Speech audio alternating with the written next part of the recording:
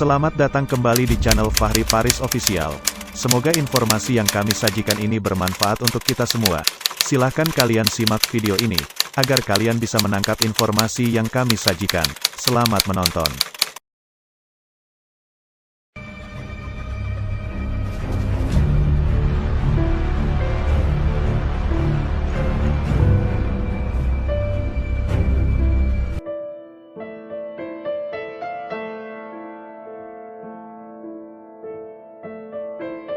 Kahar Muzakkar adalah seorang pembelot dalam tubuh kemiliteran Indonesia di zaman pergerakan, tetapi Kahar Muzakkar selalu melekat di hati pengikutnya sebagai sosok pejuang pembela kebenaran, penegak kekhilafaan Islam di Sulawesi Selatan dan Tenggara.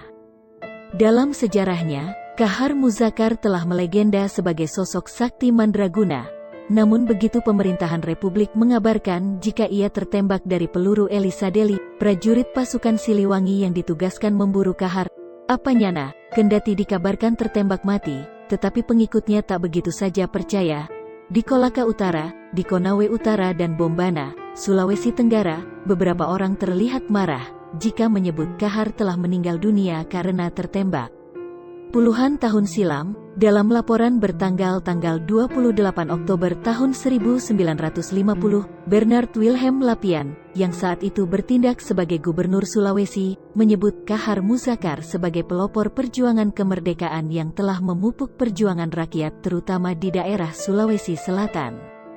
Intinya, pada 1950-an, Kahar Muzakkar dihormati kaum gerilyawan dan disambut meriah dengan arak-arakan di sekitar Luwu dan Tanah Toraja.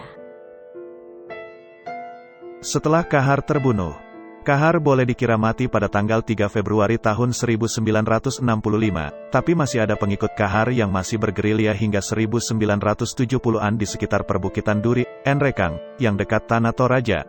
Di sana nama Kahar harum. Daerah Baraka, dekat Kalosi dan Anggeraja, jalan poros ke Tanah Toraja, dulunya jadi markas pasukan Kahar Muzakkar.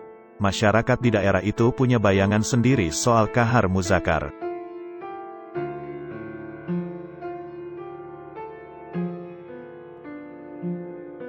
Menurut cerita dari Hairul, warga Duri yang mendalami sejarah di Universitas Hasanuddin, Makassar, pengikut Kahar seperti Sanusi Daris bersembunyi di hutan hingga 1970-an.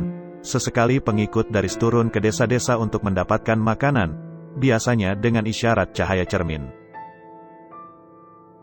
Itulah kenapa masyarakat menyebut gunung tempat Sanusi Daris bersembunyi dengan nama Sansudaris, ujar Hairul.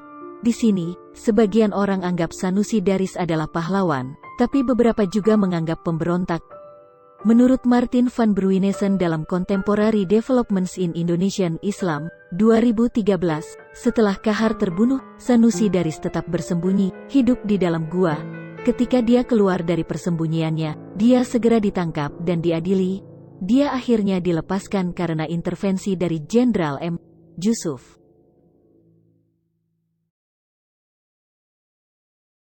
Andi Faisal Bakti dalam Collective Memories of the Kohar Movement, menulis Sanusi Daris ditangkap pada tanggal 5 Oktober tahun 1982.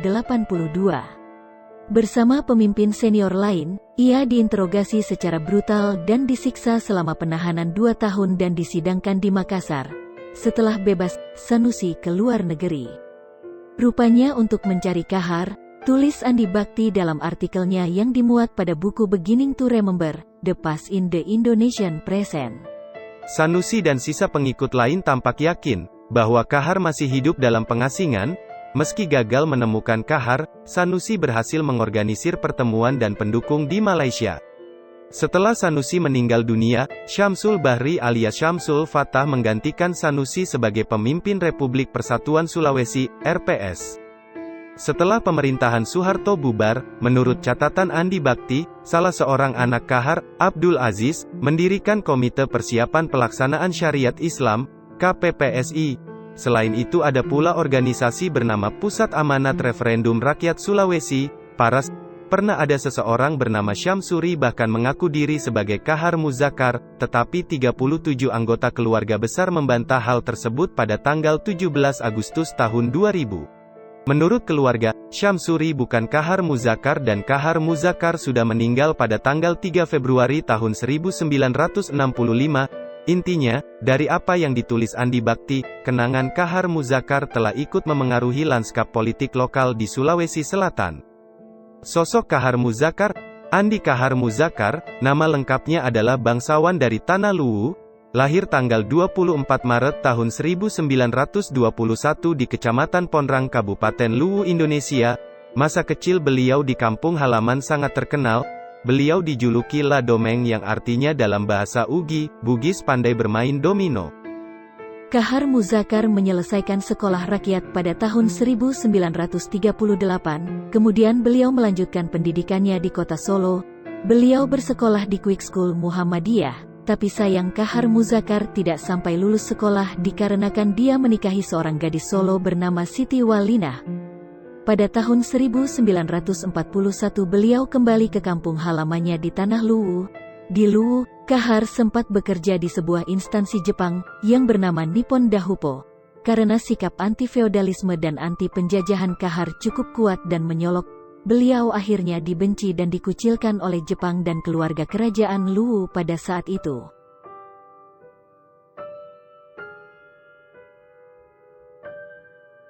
Sampai suatu hari Kahar difitnah dengan tuduhan mencuri, akhirnya kerajaan bangsawan Tanah Luwu menghukumnya dengan hukuman adat. Beliau diusir dari Tanah Luwu. Sejak itulah nama atau gelar bangsawan Luwu tidak dipakai oleh beliau, namanya pun berganti menjadi Abdul Kahar Muzakkar. Pada bulan Mei tahun 1943, Kahar meninggalkan kampung halamannya. Ia memutuskan kembali ke Solo. Di sana Kahar menikah yang kedua kali dengan noni Belanda bernama Corrie van Steenhuis yang berasal dari keluarga yang cukup terkemuka. Ayahnya adalah campuran Indo-Belanda bernama Adnan Bernard van Steenhuis, sedangkan ibunya bernama Supinah, berasal dari kota Solo. Setelah proklamasi kemerdekaan RI tanggal 17 Agustus tahun 1945, beliau memutuskan hijrah ke Jakarta, di ibu kota negara Republik Indonesia.